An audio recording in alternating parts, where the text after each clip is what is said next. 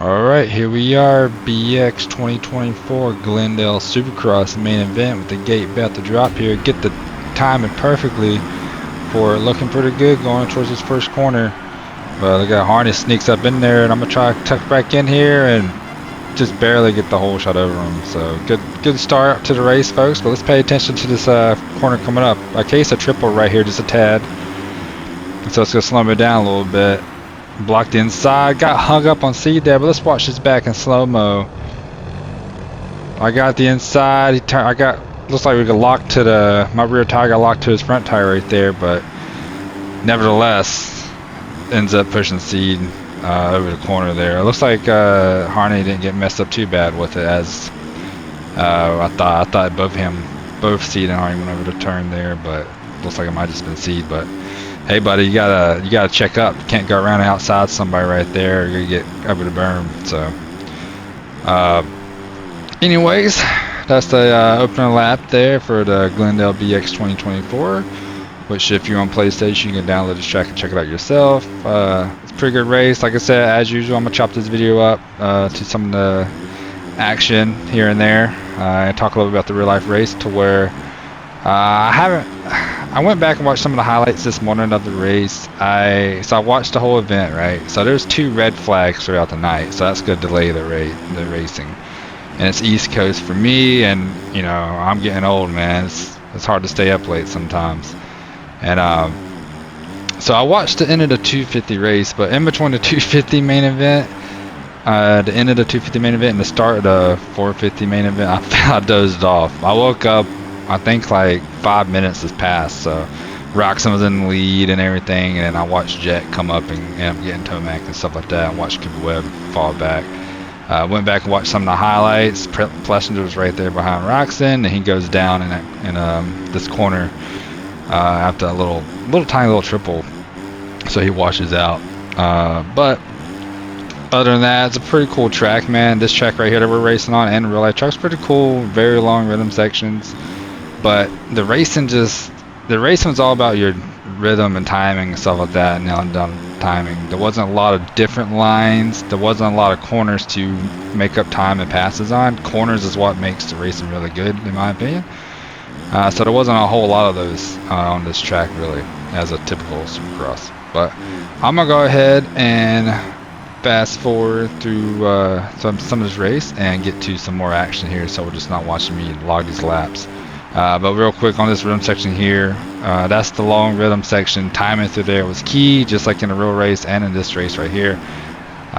There's a couple of different options you had, but just playing it safe through there was your best bet. But yeah, let's go ahead and skip forward a little bit. Alright, so I built up that about a 4-second lead, and this is like on the next lap. I jump off the track, trying to ease back on, and the top lock doesn't boot. You gotta love this game, man. Top lock didn't even move. Just trying to get back on the track. It's the hardest thing to do in this game, I feel like, without crashing. So there goes my lead. Dollar catches up. Yamaha's right there, and looks like Seed's right there behind Yamaha, actually looking at those dots. So let's go ahead and fast forward to some more action.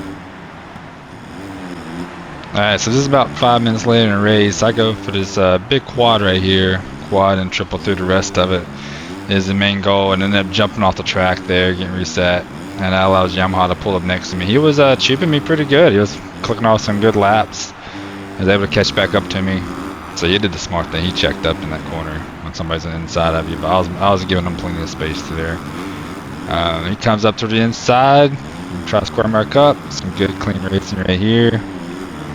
But yeah, he was definitely clicking off the laps, because I had a little bit of a gap and I was making some mistakes. Get that nice little clean block pass there. No need to run him off the track. You know, we keep it clean, man. Keep it clean racing, unless, you know, somebody does something to somebody else. You know, there might be some retaliation, but for the most part, you keep it civilized, right? But let's go ahead, and me and Tini go back and forth just a little bit. I'm gonna go ahead and I'm gonna skip forward to that too. I think it's like another lap. So it's actually later that same lap, Tini catch me through the whoops. So my main goal here is just to block the inside right there. So that's what I'm trying to think right there. Just blocking the inside so he can't make the move up underneath me. Just trying to maintain my lines here, blocking the inside right here. So I'm going on the Yamaha was definitely going faster than what I was here at this part of this later stage of, or halfway, I guess. It's about 9 minutes left, so halfway through the race. He was going faster, so I'm kind of on the defense right here. Got a little tangle, gave a little bump right there, but that's just the gains physics way it worked. Luckily, I didn't land on tough blocks and crash. So, but yeah, so I was going on the defensive. Ooh, cross jump since amateurs.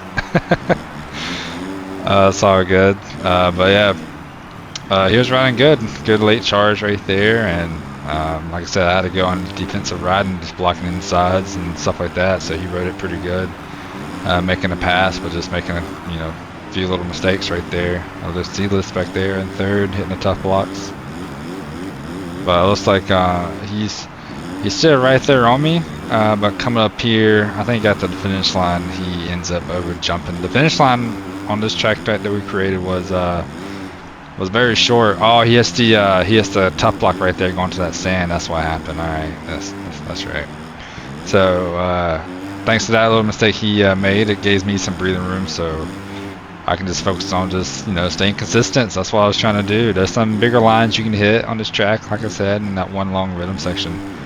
But I just want to stay up, man. Didn't want to lose time and make too many mistakes. You saw where he caught me before I was hitting that big quad and jumped off the track.